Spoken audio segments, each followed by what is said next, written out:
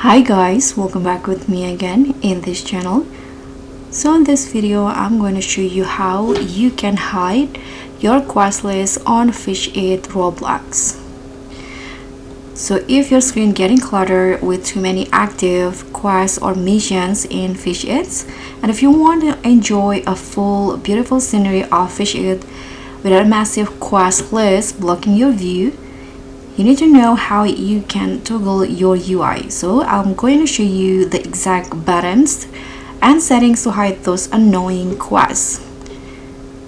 So in here, as you guys can see, the quest is on the right on your screen. So if you're using or playing the Fish It on PC like I do, you can just click on this one button at the top of your screen to hide those quests. So when you click it, it will hide those quest lists easily. So guys, that's how you can instantly hide your quest list in Fish It. Thank you so much for watching. Don't forget to like, comment and subscribe, and also click on the thanks. I'll see you in the next one.